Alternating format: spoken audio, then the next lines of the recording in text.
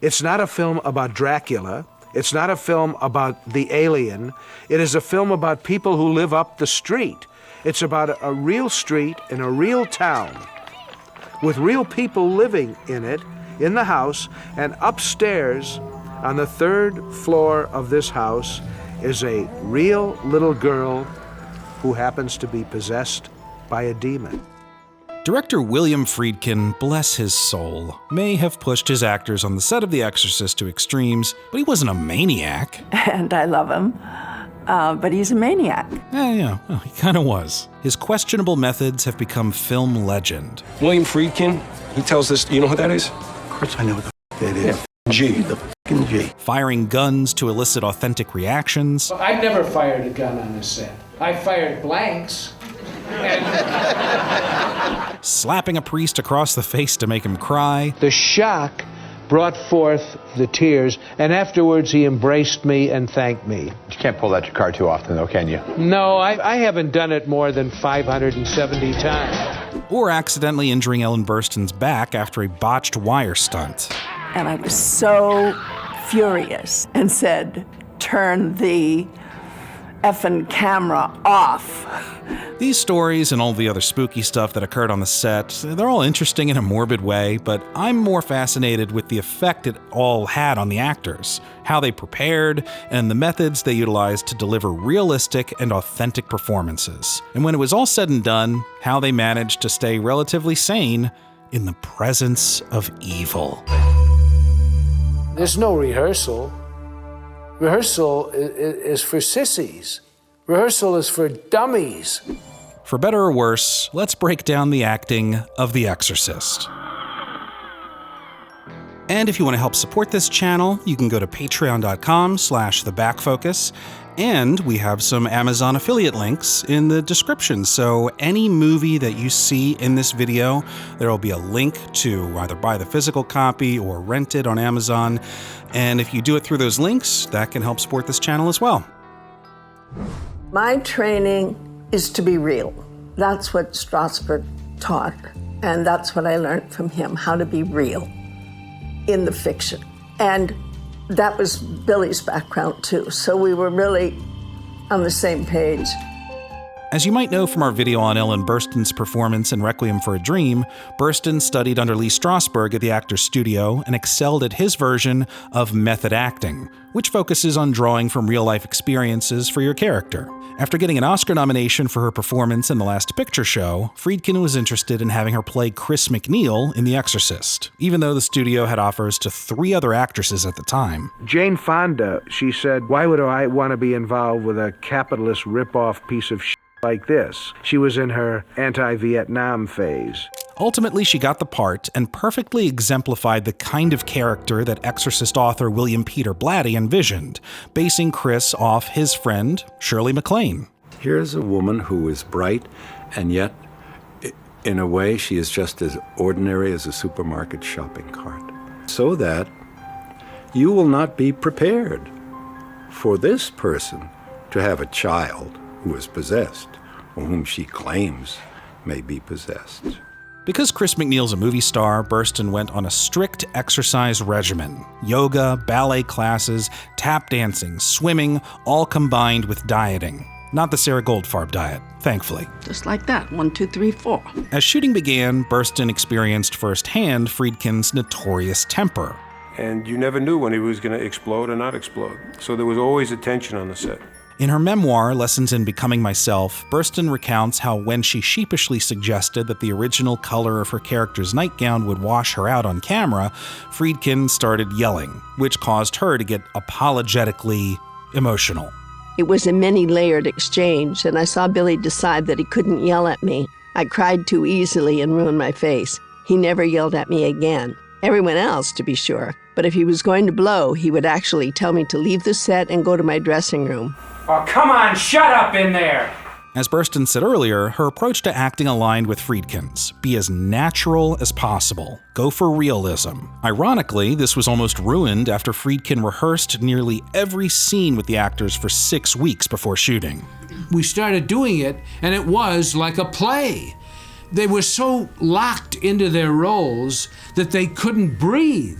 and they were doing things, like robots, the way I had staged it in rehearsal. So I said to the actors, forget everything we've done. Forget all the rehearsal. Put all these scenes in your own words. And that's why ever since then I don't rehearse at all, because I don't want to freeze the thing, Throughout production, there were key moments where Burstyn's emotions really broke through and, for better or worse, elevated her performance. Jesus Christ, won't somebody No, you help don't me? see, you don't understand. Your daughter. God, can't you help her? Just help her! Take the crucifix scene, for example. Not only was it terrifying for her to shoot, but she did this kind of physical exercise to make herself feel dizzy so that her close-up reactions would be more believable. Before each take, she basically linked her index fingers together and pulled hard while holding her breath. On the sixth take, I flipped out. Maybe I was over-oxygenated. Billy was playing a recording of the real exorcism of a 10-year-old kid roaring and bellowing. I went right into the sound and, terrorized, lost contact with reality. Suddenly I heard Billy yelling, "Cue Ellen! Where's Ellen?" That brought me back. Then on the next take, I was still shaking, and Billy shot a loud prop gun in my face. We had a birthday party for Linda that I could barely make it through. I went home and was in bed by 8:30 for a long night of twitching and bad dreams. Ironically, one of the most difficult scenes didn't involve anything evil at all. In this scene between Chris and Father Karras, actor Jason Miller kept forgetting one single line. According to Burstyn, it took over 50 takes. Friedkin stopped calling out the take number because Jason was so humiliated. Because of the exhaustion, Burstyn just started crying during the takes, and Friedkin convinced her to try to hold it in. Burstyn, you gotta stop the waterworks. You have to stop crying. You tell me you know for a fact that an exorcism wouldn't do any good. You tell me that! Finally, it's worth mentioning that all of the strange occurrences on the set that everyone talks about affected Burstyn the most. Although no longer Catholic, Burstyn had been practicing Sufism, which incorporates elements of Buddhism and Islam, and she was more open to anything metaphysical. And she was convinced that there was some kind of real, otherworldly evil present. It deals with very heavy forces, and I was a little worried about what that would mean to work with those. Not only did that help instill real fear in her performance, but it helped her recognize that one particular line near the end didn't feel right. In a deleted scene at the end of the film, Father Dyer asks MacNeil, "What do you think happened in there?" Burstyn's response was supposed to be, "Well, as far as God goes, I'm still a non-believer. But when it comes to the devil, well, that's something else, Father. That I could buy." To her, that line made no sense, and she eventually realized why. Quote, "It was because by the end of the film, Chris had come face to face with the awesome power of evil, but she also knew the magnificent power in words. She was an actress. She was not about to be flippant using words that might attract whatever it was that had gotten hold of her little girl. She wouldn't want to have anything to do with it, and surely not declare herself a believer in the devil." I thought you'd like to keep this. Those are great instincts, and Burstyn's final scene in the film that remains to this day is a lot more open to interpretation and helps serve the character. Now, that little voice that appears in my head sometimes said, "Go along with this guy. Maybe it's a joke, but I like jokes." For the crucial supporting role of Father Karras, a forlorn priest who's begun questioning his faith, Friedkin again leaned into authenticity. He turned down some big stars for this role, including Jack Nicholson, who approached him in a restaurant pleading for the role. I said, "Jack, if I show you in a priest collar, the whole audience is going to go up. You're not going to be accepted in a priest collar." I mean, he's not wrong. There's just something mischievous and devilish about Jack. Who are you? Just your average, horny little devil. Although Kenny and I looked this up, apparently he did play a priest, like way back in the early 60s, in a vocational film about, like, do you want to become a priest? Well, here's your journey. You apply to this school, and here's a fresh-faced young boy trying to join the priesthood. He was Father Paul Evans, Franciscan priest, and he wouldn't exchange it for anything in the world. Instead, Friedkin wanted as close to the real thing as he could get. But I didn't want a known actor. What I was really looking for was a priest who could act. After an initial meeting with Jason that didn't really go well, Friedkin cast Stacy Keach in the role, but then got a call from Jason later on who told him about all the similarities between him and the character, including how he had personally studied to be a priest for 3 years. I had a crisis of faith. I dropped out of the church. I said, that's really interesting. He said, I'm telling you, this guy is me. I said, well, it isn't you, it's Stacy Keach. But Friedkin was eventually convinced when he did a screen test with Jason. He had him recite the Eucharistic prayer, but he didn't want him to just rattle it off like some priests might do. He wanted him to really feel it. And it came through on the screen, and he showed it to a room full of studio executives. And I said to all the people in the room, we got to pay off Stacy Keach, and I'm going to hire this guy. They said, you're what? F*** you. We're not doing it. We're not giving the lead to this f***ing amateur. I said, that's it, folks. You want me to do this picture? That's it. He's the guy. Jason may have drawn from his real experience in Catholicism, but also from a real tragedy. One of the many horrific things that happened during production was when one day Jason took his wife and young son Jordan to play on the beach, and someone on a motorbike accidentally ran into Jordan straight on. Filming was suspended for a period of time while Jordan was in the hospital with a 50-50 chance of survival. Then one day, Jason came back to set and asked to film the scene in which Karras gets drunk with Dyer, expressing his guilt for his mother's death. Oh, Christ. I should have been there. I wasn't there. I should have been there. There was nothing you could do. According to Friedkin, Jason's emotions were real here and came from genuine grief. It's actually eerie how the dialogue applies to both Karras' mother and Miller's son. His son eventually recovered, by the way. But Jason had a few other bad experiences on set for one reason or another. Despite using this childlike drawing as target practice for the pea soup vomit, instead of hitting him in the chest as it was planned, it got him right in the face. What is it?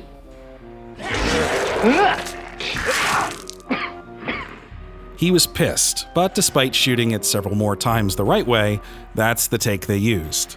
That was just a happy accident, but Friedkin's love of firearms was not, and Jason did not agree with Friedkin's decision to fire guns in order to elicit natural, shocked reactions, like when Friedkin shot off a round to get Miller to react to this phone ringing. And that's really what pissed me off. And I told him, I said, never do that again. You know, I'm an actor. I don't need all these artificial stimulants. Well, the actors got used to this. And they'd come in the morning, and I had a good relationship with them. And like Max would walk in and say, good morning, Owen. Where are the guns this morning? I said, well, there's a .45 behind that wall and a shotgun behind that one. Was it necessary? I don't know, probably not, in my opinion. The close-up is a little more than 1 second long, but I don't know, it's not as unusual as you might think. Friedkin got the idea from director George Stevens, who directed, among other films... Giant. What? Giant! Yes, that's Giant. Stevens also directed The Diary of Anne Frank, and according to Friedkin, used a gun in the same way. And he had a rifle that he used to fire off whenever the sirens were supposed to go off. And of course, those actors playing the Frank family were terrified. And when Christopher Walken played a psychic in The Dead Zone, it was his idea to have director David Cronenberg fire a gun to provoke authentic spasms from Walken as he saw visions of future events. Ow! Whoa! It's the future. Anyway, despite the hardships in this being Jason Miller's first film role, he got a well-deserved Oscar nomination, and his performance as Father Karras stands as a great example of good casting, and one of many examples of the good that came from Friedkin following his instincts. He could have easily cast a huge star, but he went with someone who had the experience and the depth required for the role. You're not my mother! Don't listen. Why, Jimmy? To me, the devil has never been scary. I was brought up with Scandinavian fairy tales and folk tales, and in many of those, the devil is kind of ridiculous. He's always a loser. Friedkin had been a fan of Max von Sydow's for some time before casting him as Father Merrin, the veteran Jesuit priest destined to engage in a spiritual battle with an ancient demon. Von Sydow, I think, was the finest screen actor of that day from his films with Ingmar Bergman. Blatty had told me that the person he had in mind for this character was the French Jesuit priest Teilhard de Chardin, and it's Max von Sydow to me. The first thing I noticed as I was going through interviews, like this one, done 25 years after the film, is that it looked like he hadn't aged a day. I legitimately did not know that he was 42 years old at the time of filming and had this incredibly intricate old age makeup and prosthetics put on him. My mother used to talk about at the end of the day when Max would take his makeup off and be going down the hall and be all young and dapper and stuff with his blazer that they wore back then. And you didn't know it was the same person. I know Linda Blair's makeup job gets the most attention, and it is phenomenal, but to me, the makeup job on von Sydow is just as impressive, as is his physicality in playing up the old age and heart problems his character has. The one downside was that because of the makeup and prosthetics, it was more difficult to show emotion. I had to wear so much makeup that when I thought I made a reaction, a facial reaction, it didn't show. As far as working with Friedkin, by all accounts, von Sydow said it was a good experience, although he vaguely and kindly alludes to his methods. Well, I enjoyed very much working with him. Although he used maybe sometimes methods that I was not used to.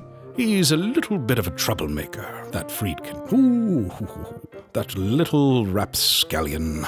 He stepped out of line a few times. There were a couple moments that took von Sydow off guard, especially during the exorcism scene. You know, Max is such a gentleman, such an aristocrat, really. You're unworthy. It's the first time the girl's going to say her dialogue. Friedkin says action. And Linda looks up at the beautiful blue eyes and that cherubic face and says, "Your mother sucks in hell." And Max goes, "Cut."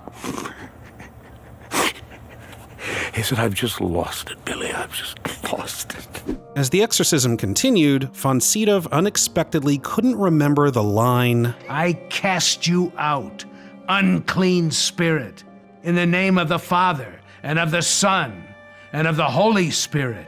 For some reason, Max couldn't do it. And Billy said to me, on a list of 100 things that could go wrong in this shooting, number 100 would be Max von Sydow blocking on a line. He finally got it, but it was mysterious.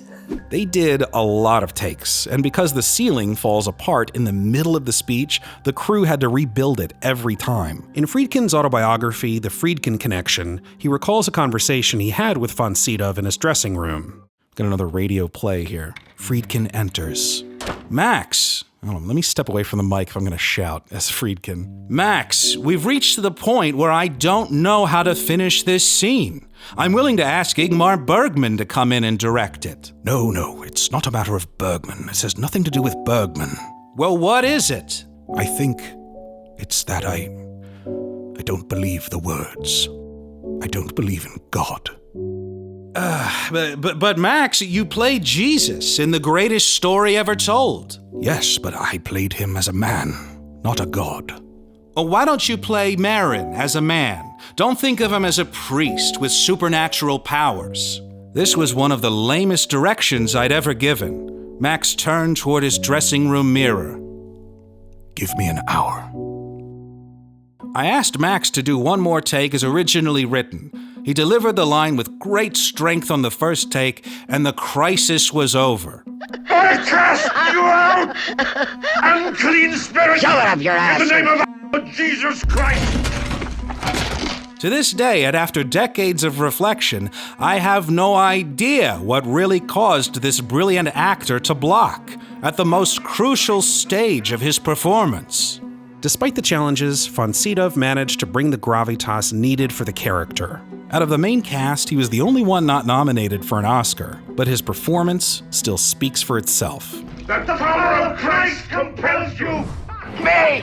A child does not know what those words mean. But he probably really did have to think about how was he going to get that performance. He never ever once tried to do something to intentionally hurt me or to misguide me. Now, for years, there have been plenty of questions people had, and understandably so, about Linda Blair's performance, considering that she was 13 years old at the time and was saying and pretending to do some unspeakable things. So at least initially, there was concern from viewers about how Linda might have been affected by all this. The soul is mine! Me! Well, even if you don't like Friedkin for being a short-tempered madman, there is one thing he did right, and that's protect Linda at all costs. His first priority in casting the part was finding a girl just from the start that would not be affected by the material. He wanted to see how stable I was. So he realized I was very stable, went to a public school. I'm a Christian, and in my religion, we never discussed the devil. So to me, it was a fictitious character like people think of Frankenstein or something like that. It wasn't real to me. What Friedkin quickly realized was that Linda was a patient, sweet, fun-loving young girl who could easily compartmentalize what she was doing and saying, like an on-off switch. The amazing part about Linda was when Billy would say action with something like that, all of a sudden she would go from that little girl to that serious actress. And that was the amazing part. By all accounts, Linda was never emotionally tormented in playing her part like the other actors. Like you got von Sydow struggling with his belief in God. Oh God, oh no. And Jason Miller using awful, real tragedy to bringing that to a scene, and Ellen Burstyn just exhausted from her method acting. But for Linda, it was nothing. Well, it wasn't necessarily nothing. So, of all the actors, she endured the most uncomfortable obstacles physically. Every day, she had to wear her makeup and prosthetics that took 3 hours to apply and 1 hour to remove, and she had special contact lenses that were painful and difficult for her to get used to. The big ones, the ones that whited out my eyes, were actually the most comfortable of all of them. And during the grueling shooting process of the exorcism scene, in a special refrigerated room that was 30 degrees below zero, Linda was the one with the least amount of layers of clothing on. The men all had their the old ski suits that look a lot like kind of like a space uniform, you know, and they're walking around kind of like that. And me, I got, you know, long underwear and a nightgown. Lucky me. Even after her back was accidentally bruised in this rigging that would flail her around, she got through it all with an amazing attitude. Boy, she'd be on that set for endless hours. She never complained. As far as the extremely sensitive material, like the crucifix scene, Friedkin managed to direct her in a way that she had no idea what she was doing, like it all just went over her head. I didn't understand, you know, there was a box and a sponge and Karo syrup with red food coloring. And that was between my legs. So I just had to put the cross into the box. That's all I was doing. I had no idea what it was until many years later. It was a very light attitude on the set that day. It wasn't anything serious. Nobody said walk around on tiptoes or anything like that. Billy kept the set light. We all were joking and kidding around and things. And Linda was just having a good time. It was almost like she was playing a game. And through all of this, she was still terrifying. Stick your up her ass, you worthless sucker. Be silent! So obviously her voice was dubbed later on, but Linda still had to say those lines. You know what she did? Your daughter. So I don't know where this came from exactly, but somebody uploaded a YouTube video that includes Linda's original recorded lines. So out of curiosity, I matched it with the film. Your mother's in here with us, Karras. Would you like to leave a message? I'll see that she gets it. Jesus, that is almost more terrifying. Quad nomen mihi est. La plume de ma tante. How long are you planning to stay in Regan? Until she rots and lies stinking in the earth. But wouldn't that drive you out of Regan? It would bring us together. You and Regan? You and us. While we're on the topic of the voice, it's impossible, and I think a disservice, to not mention the incredible vocal work of actress Mercedes McCambridge as the demon Pazuzu. In radio, you can fly to the moon. You can be on the moon in 2 seconds in radio with sound effects and a voice. How high it can go and how low it can go and everything in between, and using all of that to its best advantage and testing your breath to see how much you have to get to the end of a line. At the time, Mercedes had an extensive background in radio and was the first person that came to Friedkin's mind. The demon should not in any way be a man's voice, but it should be a kind of neutral voice, neither male nor female. Who the hell sounds like that? Who has ever sounded like that? And the name Mercedes McCambridge came into my mind's eye.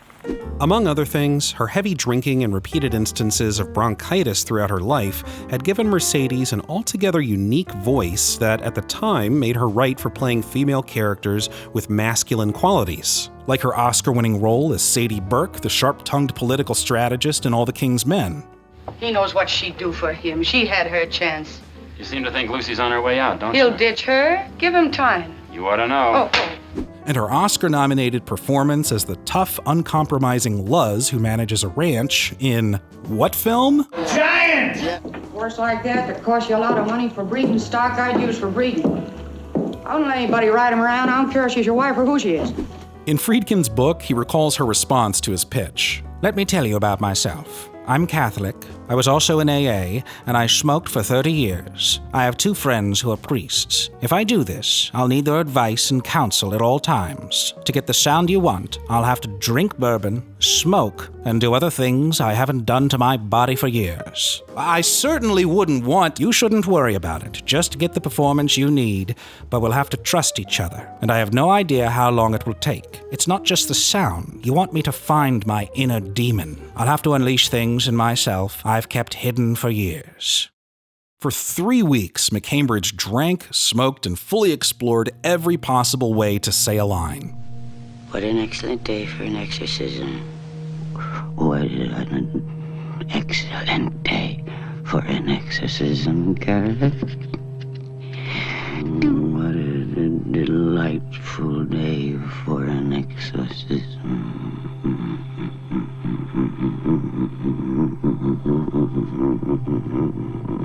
Sometimes she would reach like a consonant at the end of a sentence and just let it linger, experimenting with the sounds. Then you might loosen the strap.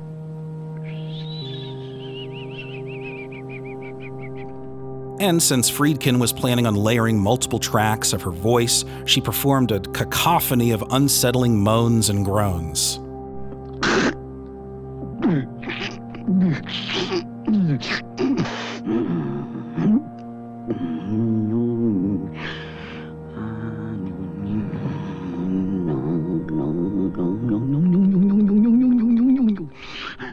In McCambridge's autobiography, The Quality of Mercy, she recalls the clinical process of how she went all out to dub the sounds of projectile vomit, asking for overripe apples, a dozen raw eggs, and some paper cups. Quote, a tarpaulin was spread beneath me to protect Warner Brothers' rug. I lined up 6 paper cups on the table next to me and broke 2 eggs into each cup. Not stirred, just deposited. I felt the apples with my fingers. They seemed squishy enough.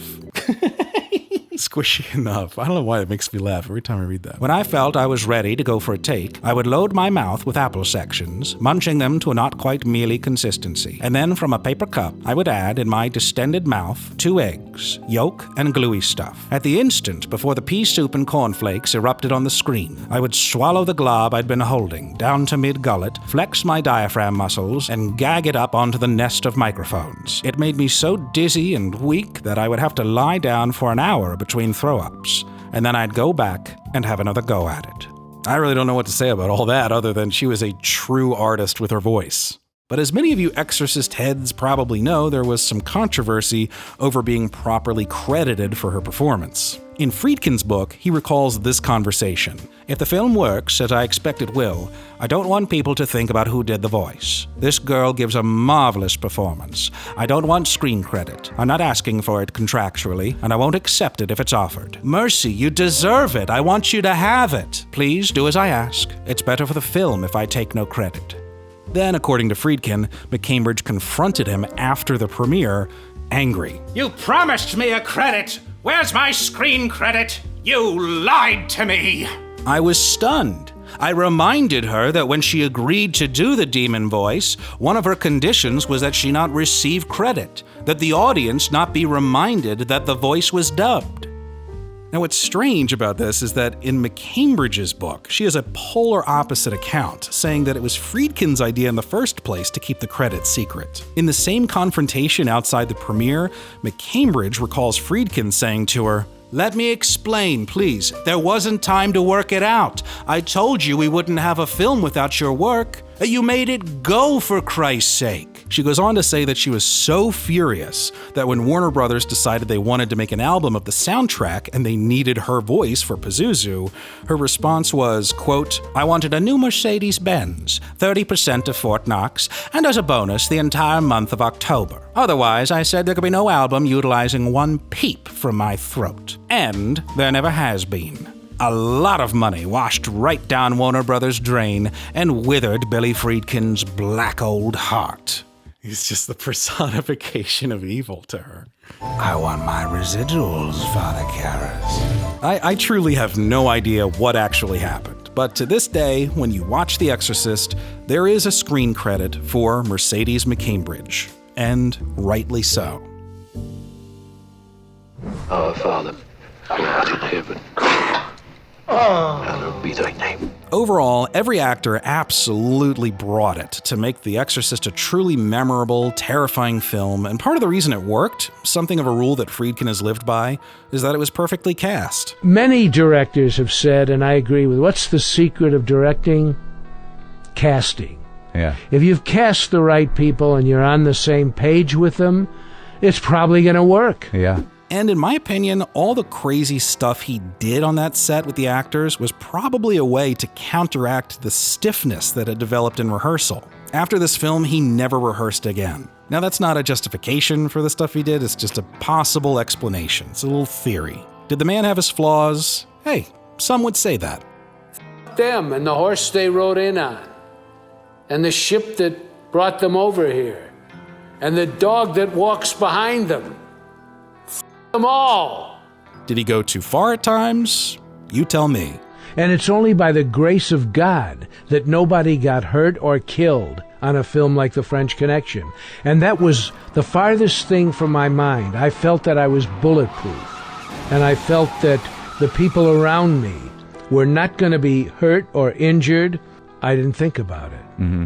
And the people that followed me did not think about it. I would not do that today. And after all the yelling, the injuries, the alleged backstabbing, was it all worth it? That's a bigger question that I'm not equipped to answer. One could take a bird's eye view of the whole thing and see it this way. A group of people endured chaos and at times physical and mental anguish for more than a year to make a series of images that helped distract us and escape for a brief period of time before we go back to our real lives.